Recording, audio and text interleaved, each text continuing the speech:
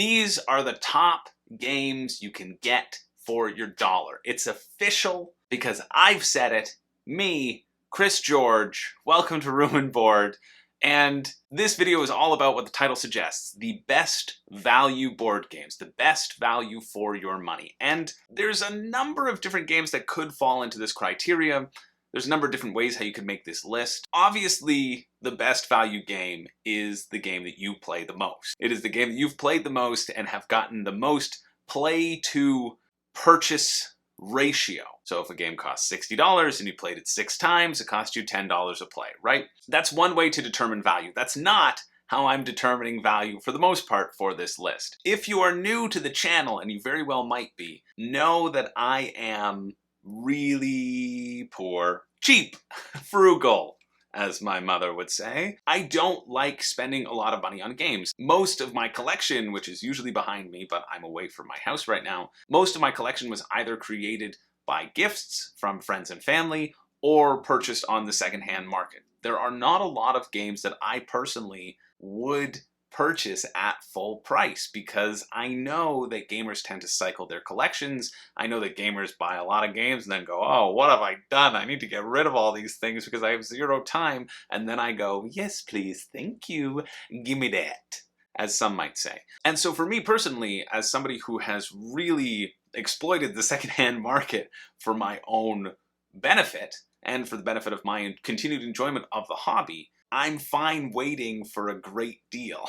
And so when I was thinking about this list, a few came to mind instantly. And then I thought, what games would I personally purchase at their full price? What games are so good that it doesn't matter the cost? I mean, it does matter the cost, but what games are so good, their component quality is super nice that when you purchase it at the MSRP or a price at your local game store, it still feels like you got a deal of a game. It doesn't feel like you spent too much, but it actually feels like, yeah, there is a lot of content for the amount that you've purchased. And so that's sort of the criteria that I am going in with for this list. And so I've played all of these games. I own most of these games, although some games exist at friends' houses and I've never seen a reason to purchase them myself because I can play them whenever I'm over at those friends' houses or I can borrow them. And I've cross-referenced all of the prices with prices in my local stores. I live in Toronto, Ontario, usually, and so my local stores, usually 401 Games or Board Game Bliss or MeepleMart. Those are the 3 that I kind of check.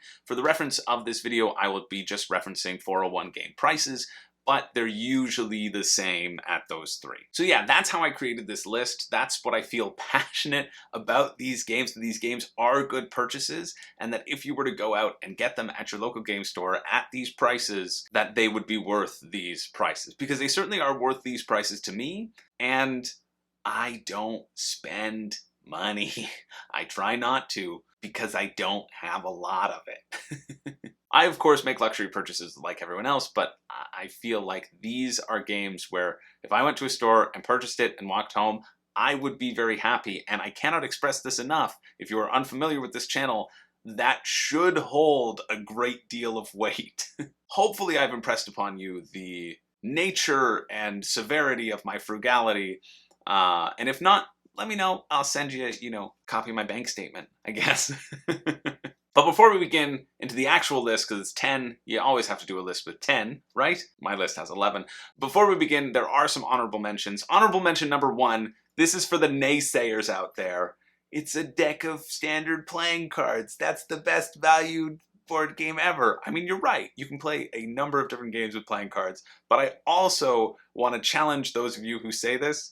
When was the last time that you played with a deck of playing cards and you didn't play like an actual specific game? For me, it's whenever you're up at a cottage or you're playing cards with people. I love playing cards. It's great, but also it doesn't get a spot on this list because it feels a bit like a cop-out, and I feel like people are looking for actual hobby games that they can purchase, and just saying a deck of cards, you just go wah, wah, and it takes up a spot. So that's why it's an honorable mention. 2 more honorable mentions. This is a different honorable mention category. We have Star Realms or Hero Realms and Mechs versus Minions. These are 2 different sides of price points. Star Realms is 14 bucks Canadian. Hero Realms is $19 Canadian. Mechs versus Minions is like $95 US now. But people often mention both of these games when discussing this topic. Star Realms and Hero Realms for their lower price point and the quality of game that you get in it, the amount of deck building fun that you can have in that system with a very small buy-in, and Mechs versus Minions with the amount of stuff that you get. It is a full box filled with stuff, 100 minis, a bunch of stuff, and it feels like you really do get your money's worth for that elevated price point. Now, I haven't played either of these. I've watched someone play Star Realms. That's why, again, these are honorable mentions, because I wanted to make my list things that I have played, but I wanted to reference them because these often come up in the conversation, and it might be worth looking into as well. But I'm off the hook if you don't like them. I'll be on the hook for all the other ones. Now, 2 more honorable mentions, because I couldn't make a list of just 11, I had to make it 15. My friend Matt, when I asked him this question, he's been on the channel before, if you're familiar with it. He was in my top 5 cottage games discussion. I sent him a message because I was thinking about doing this video, and I said, hey, what are your top games? And he came back with Tiny Towns as one of his for bang for your buck. Tiny Towns is $40 Canadian. At that price point, I want it to be like 30. If it was 30, maybe it would make the list. I think it's a good game. It just didn't really super hit with me, but I know there's a lot of variability to it. There's a lot of different combinations that you can do, and the different player counts, it really supports all of them fairly well as well. So that's one worth checking out too, that I'm giving my friend Matt a shout out for. And then the last one that I wanted to put on this list, but I don't know when I'm gonna get to playing it, is Red Cathedral. This is 33 bucks Canadian. I got sent this for review, so I haven't yet played it, and I didn't think I would be able to play it to the capacity that I wanted to, even if I delayed this video going out a couple days. So I'm hopeful that at 33 bucks, this is a hefty box, and it feels like, and I've read through the rules, and it feels like there is a nice solid game in here, but since, again, I have not played it, it cannot be on the list, so again, it's that honorable mention. Honorable mentions are done. Those are things that you can check out as well. And if you like any of those games, let me know what you like about them, and I'll be excited to hear it in the comments as well. So now we move on to the top 10, which is really 11 games that are the best value. I enjoy all of these games. I enjoy some of them more to an extent, and that is probably where they will go further up on the list. But I really believe that you get a lot of game in a solid box in all of these titles. And that is a phrase that I will be repeating on every single point. So first off, in number 10, I have a tie, because I couldn't decide between the two, so I figured I'd throw them both in. And these are very different games. We have Quirkle, or Quirkle Travel, and Viticulture by Stonemaier Games. And so let's talk about Quirkle first. I didn't know where to rank these either way, because there's a few caveats. Quirkle is 30 bucks. Quirkle Travel, which I think is the optimal way to get it, is 20 bucks, and basically you just get these tiles that are a little bit smaller. Quirkle is basically Scrabble with shapes and colors. It's a very simple game, really good for families, fairly easy to pick up, plays quickly, you just write your score on the side. And it's one that I own, and it's one that I'm probably not going to get rid of anytime soon, because it's easy to pull out and to teach people, and especially with younger kids too, the tactile nature of these blocks of wood tiles that you're moving around feel nice. And the reason why it exists is because the pieces of Quirkle are nice. They're nice and chunky. They could easily have made them less chunky and not as solid, but they're like playing blocks basically, and they feel good to stand up and put on the table and to shuffle around in the bag, and you get a really decent abstract shapes and colors Scrabble game, basically. I'm not like the largest fan of Quirkle, but every time I play it, I enjoy myself. And I like playing it with people who aren't used to playing games, people who are younger family members. We taught my girlfriend's nephew how to play it. He's 5, and he really enjoyed it. And so having a game like that at a lower price point, especially the travel version, feels like that is a decent value for a game that you can play over and over again and can really touch on a lot of different groups. Because it can get cutthroat as well. It can get pretty cutthroat, and it can get really push your luck if you know you only have the last shape of a certain shape. There are 6 colors, 6 shapes, and then there are 3 of each of those things. There'd be 3 orange circles, for example. And I know if there are 2 orange circles on the board and I have the last orange circle, well, I can really try to manipulate the board so that I can put that last orange circle down and get a big Quirkle, which is placing the 6th in a row of either all of the same color or all of the same shape. So that's Quirkle. This number 10, It's almost an honorable mention, but it kind of gets on the list.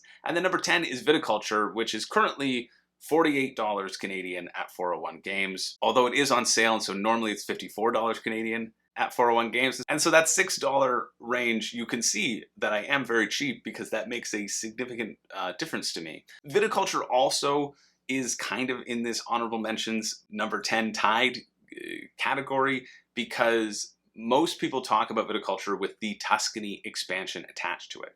And if you feel like you need to purchase the Tuscany expansion, then that price point goes up.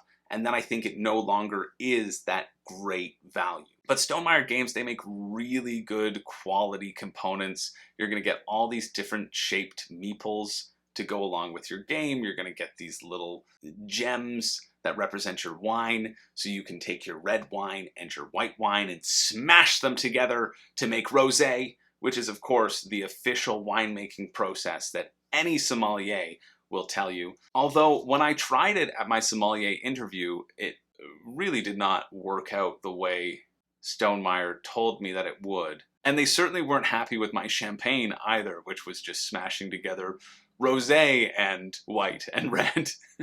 I think that's how you make it in the game. Basically, if you haven't heard of viticulture, you are in a winery trying to make the best wines ever. You can cultivate your grapes, and then every round, your grapes kind of go up in value. So you can age your grapes and your wine a little bit more every time and get a really nice aged wine by the end of the game. And then you sell that, of course, for points, and the person who has the most points wins. But the production quality on all Stonemaier games, I think, is usually off the charts. And coming in around that $50 Canadian price point feels like a really good get for the quality of game that you do get here, combined with the components that you get to play with. So that's why it's on this list, but it is lower because of that Tuscany expansion just leering over it, just wanting to drag it into more complex territory and just licking its lips at the money that you're going to spend to add it to the game when everyone says it should have been added in the first place.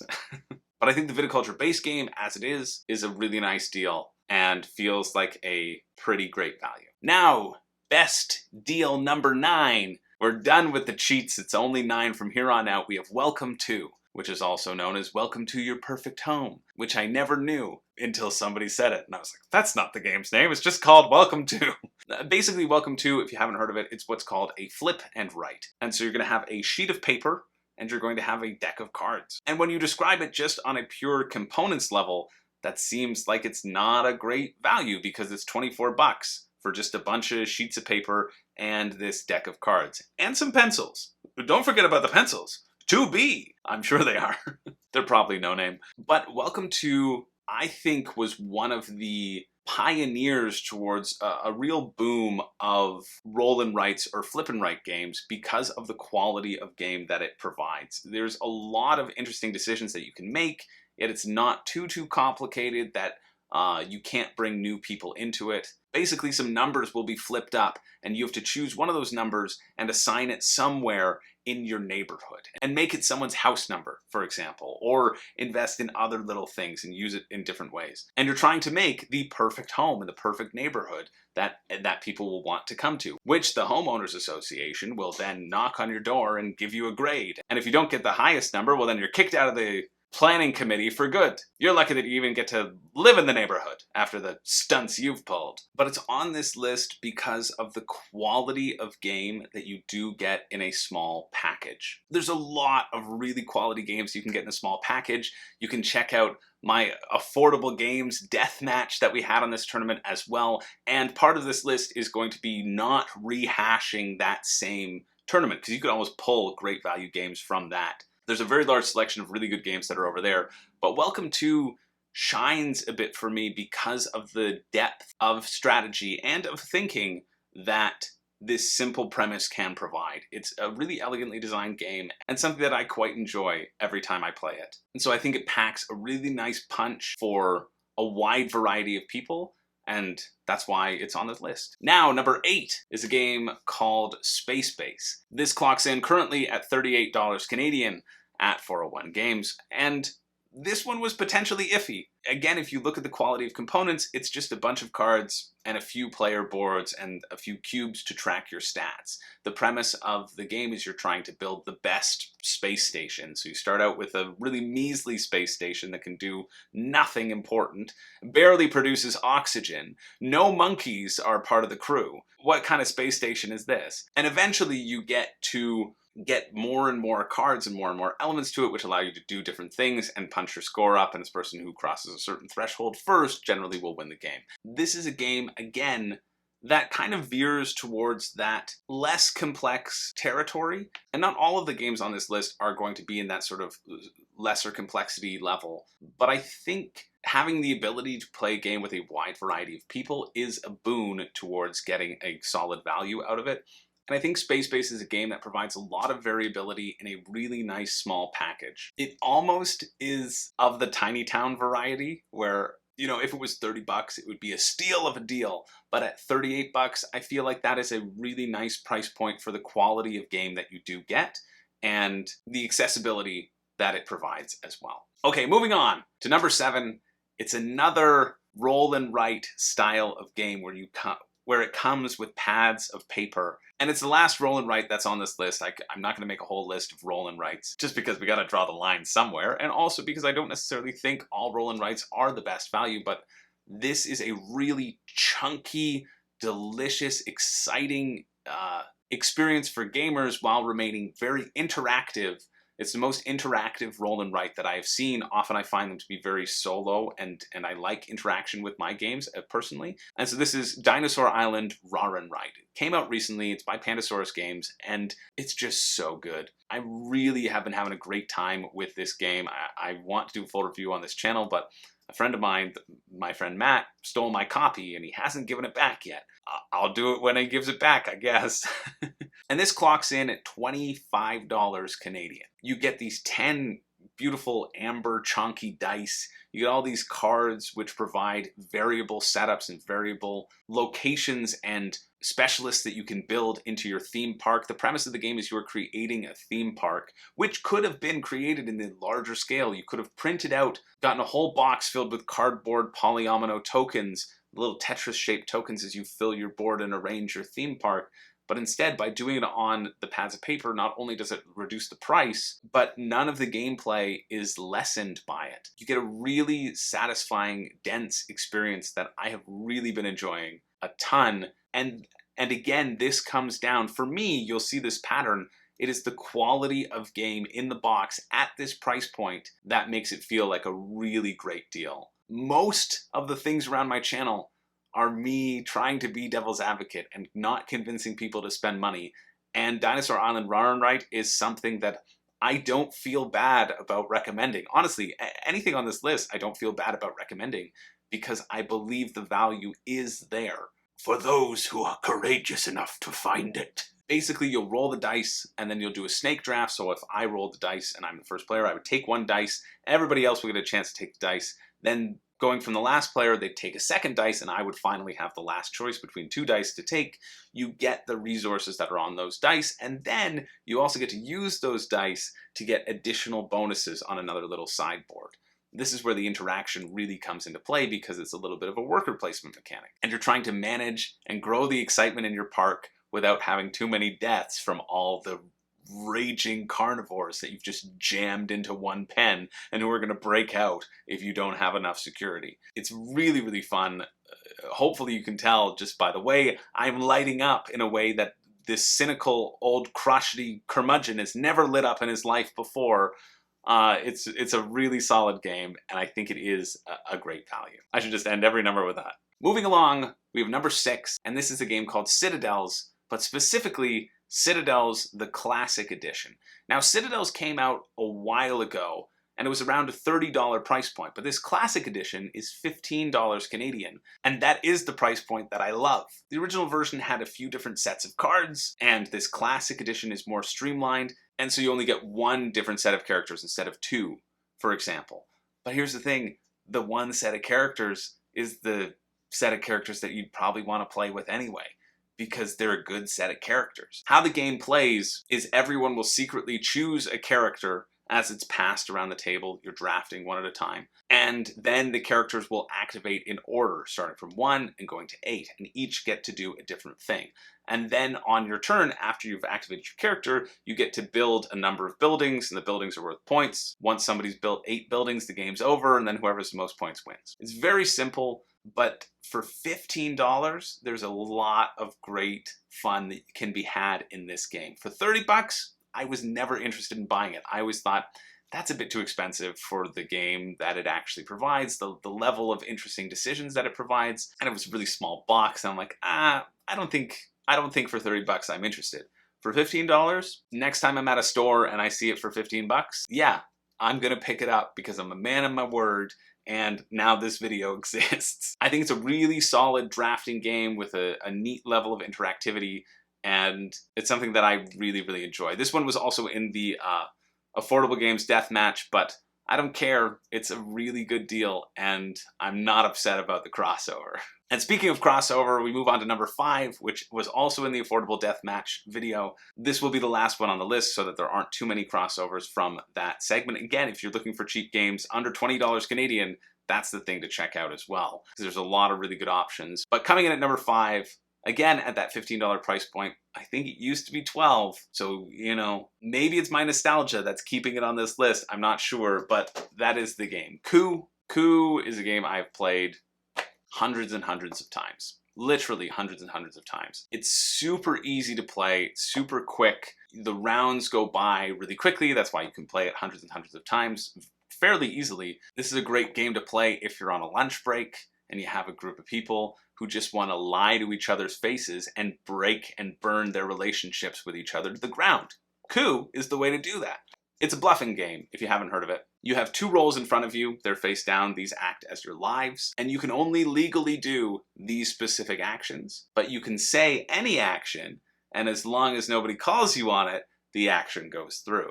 So there's a whole meta game that develops based around what cards you actually have, what gets flipped over when. You're collecting coins and then paying coins to take out each other's lives and flipping them face up. When both of your characters are face up, you're out of the game. It's just such an elegant design, to reuse that word. There was a game called Coup G54 that came out, which I was really excited about because I was a huge fan of Coup, and I thought, oh, this is a game that gives you 25 rolls. There are 5 rolls in the base game that you play with over and over again, so Coup G54 basically gives you 25 rolls to choose from, and you choose 5 of them to play with in any given game. And I thought, wow, more rolls equals more fun, right? But the thing about Coup that isn't replicated when there are more rolls is the familiarity of those rolls. Being a bluffing game, there needs to be a level of simplicity and interactivity between the rolls, so you can challenge each other, you can block each other's actions. It plays best when you play a quick game for everybody to learn what the rolls do, and then you get to the meat of the game. And if people are constantly learning the new roles, then they can bluff less effectively, and it's less satisfying when you pull off that really good bluff that you made that person think that you weren't that thing, or whatever it is. Coup G54 has left my collection because I would never play it over Coup. I don't think Coup G54 is that good, but I do think that Coup is quite exceptional. And for $15, if you like bluffing and social deduction, there's no reason why this shouldn't be in your collection. So that one, I think, because of the amount of times that I have played it and the amount of people who I've introduced it to that have really enjoyed it, that's why it earns its spot on this exceptional value list, because I must, at this point, have paid 1 penny per play. And in fact, I need to go purchase another copy because my cards are so worn out from playing that maybe I'll buy another copy and support the company. Now, number 4, we've made it to the top 4. The podium, yeah. That's how most podiums are created, right? That's what my mom told me when I placed in the top 4 of the 4 children, that we all made the podium. I made the podium as well. So number 4, we had Coup, but now we have Brew, which is a completely different game, but it just happens to rhyme, and this is where we are now. Brew is another one by Pandasaurus Games. I almost didn't include Dinosaur Island Roll and Write onto this list because I already had a Roll and Write, and I already had a Pandasaurus game, but I thought, I love it, so it's here. Brew clocks in at $25 Canadian, and it is something that I have been talking about so much over on the Discord, the Room and Board Discord that I have. And a lot of people have been talking about it. It's got the worst insert in the world. Well, I'm sure there's probably a worse one out there, but this one is just, it really is horrendous and so dumb, and I hate it. And it provides a lot of anger to most people who look at it. So maybe it is the worst insert in the world. The card stock that is used is fairly thin. So if you're talking about quality of components, the cards are like a tiny bit thin, but it doesn't matter because you get such a really solid, interesting game in a $25 package with custom engraved dice that are fun to roll and play. Basically, the premise of the game is that you are trying to brew the most potions. You are druids, you're trying to put your little dice in the woods and collect ingredients and use those ingredients to brew potions, while at the same time fighting for the majority of the woods. If you've collected the most ingredients in the woods, you've laid your dice in a section of the wood, you get to keep that section and score it for points as well. So it creates this really tight, sometimes mean, really intense, thick game experience that is a blast. And the quality of the game experience meeting the quality of the components, I know I complained about the thinness of the cardstock, but it's fine. It's just like a little bit noticeable from your standard cardstock, but I think that's also to bring the price down and make it accessible. It doesn't matter because the dice are really satisfying as well. It just is a really fulfilling experience that comes in at a $25 price point, which I believe if it was at a $35 price point, nobody would bat an eye. Absolutely nobody would. People would say, yeah, that's about a $35 game. The fact that it is so cheap and I could see it being a lot more expensive and still purchasing it at that level. I did a full review on Brew on this channel if you're interested in a more complete thoughts about this game. Clearly I really enjoyed it, so what else do you need to know? You don't need to know how to play it, just know I enjoyed it. Now go get it. Sight unseen. But yeah, I really enjoyed Brew, and I think the quality of game that you do get in the package, if you're fine with a little bit of tight fights, and you're fine with potential meanness and potential screwing someone over at the last minute, this is a really solid game for a great price point. Now, number 3 on this list is the most expensive game on this list. This is over $100. This is actually $150 Canadian at 401 Games. And that's a lot of money, but you also get a lot of game, and that is Gloomhaven. I think Gloomhaven is a perfect candidate for this list. It used to be 130, it used to be like 120. Now prices have gone up. And so I really hesitated putting this on this list or even this far up the list based around that price point. But when it really comes down to it, you are guaranteed going to get 100 plays of this game if you play through the book. There are 100 scenarios in the book that you can play that have been created for you. You get this giant box of cardboard and some minis. You get these 16 different character classes. Gloomhaven is a game that for most people also will not be a good value because you'll purchase it and it'll be too overwhelming and the storage is just horrendous. So honestly, you probably will have to add in your own little storage solutions or make something out of foam core as well. So you will have to invest a certain amount of time to get it to a state which makes it manageable to play. And still, you might drop off because it might be too large of a thing to consider. But if this is your style of game, and if it does hit, this will be a solid experience. And the reason why Gloomhaven is staying on this list is because I'm going to bundle it with Gloomhaven Jaws of the Lion, which is the accessible version of Gloomhaven. Sorry, it's now Gloomhaven Jaws of the Lion that usurps Gloomhaven because it comes in at $45 Canadian at 401 Games currently. And really, 401 Games, you should be sponsoring this video. Pause the filming. Wait until I get a referral link. By coming in at $45, you get a pretty sizable box filled with 4 character classes, a decent campaign that you can run through. I think that is absolutely the way anyone should begin Gloomhaven. If you're at all interested in Gloomhaven, you should not get Gloomhaven. You should get Gloomhaven Jaws of the Lion, because then it's a $45 risk versus a $150 risk. But I think if this hits, you will play it a lot. There will be reason to return and do another campaign all the way through. There's enough customizations that happen as you move your way through the game that I think make it interesting for repeat plays. You can adjust the difficulty depending on if you want a harder challenge or not. And it's #1 on Board Game Geek for a reason, because people really adore this game and adore this system. What I really like about it is that you have a hand of cards and you're going to choose 2 of those cards on your turn, and then you'll reveal them and you'll choose a top action of one and the bottom action of the other one. And so it gives you this interesting decision of which cards do you use now, which cards do you save for later, and how does it affect your position on the board.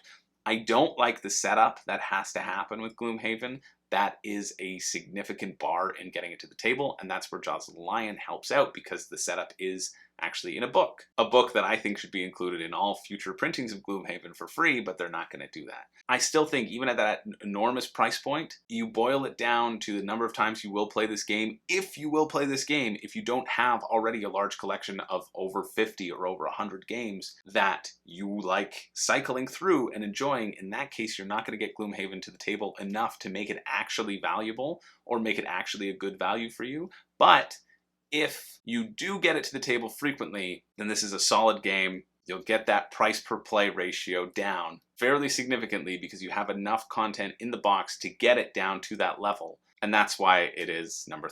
But again, really it's Gloomhaven, Jaws of the Lion. So do that one first. Now, #2. This is the one I'm honestly most proud of being on this list. I don't think you'll find this on a lot of other lists of this variety. #1, you might. But #2, it clocks in at $47 Canadian. This game is really good.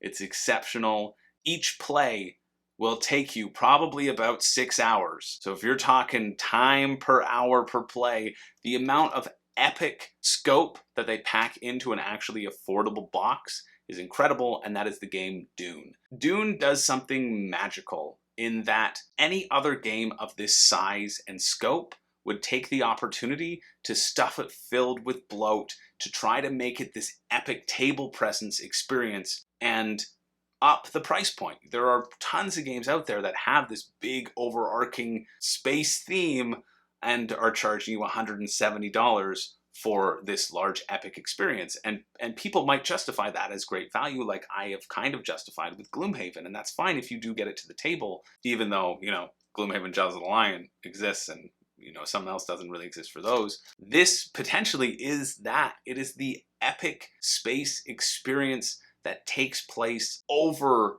a span of time and creates the environment for some really interesting negotiations and space politics and exciting area control mechanics. I have loved every play that I've had of Dune. I do not see myself getting tired of it. And it has made its way to #2 because of the sheer size of game experience that it provides for such a comparatively low price point. $47 Canadian, it's less than $50 Canadian to get a game that is so epic. And you wouldn't believe that it's that epic potentially by looking at the box. It's a smaller box, but the size of game that exists in it is gigantic. Now, I wouldn't recommend getting it if you don't have people who are in for that long haul or who are willing to put that time into a huge galactic conquest. But if you do, and you haven't played Dune yet, what are you waiting for? Skip #1. Go out and get yourself a copy. The variable player powers are exciting. I really love everything about that game, and I think the type of game that you get in it is absolutely worth the time and certainly worth the price. Which brings us to our #1 game on the list. And you know what? I am proud of this being the #1 because I believe fervently this is the game that I always talk of as I think it's one of the best valued games out there. I think you do get an incredible value with this game. It clocks in at $54 Canadian currently as this video is released. It is a fairly popular game that I almost have gotten sick of in a sense, but then I always play it again and think, oh yeah, no, this is a great game and it's fun.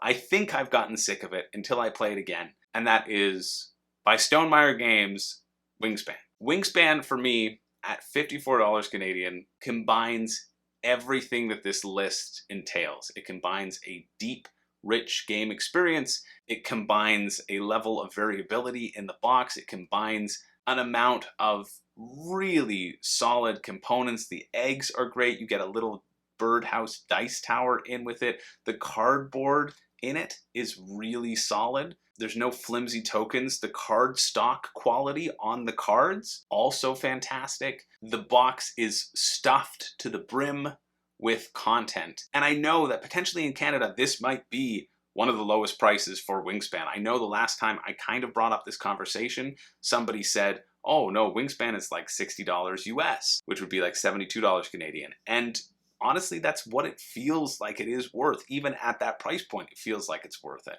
For $54 Canadian, this just feels like a steal of a game. It's also incredible to me that this has been about the price for a long time.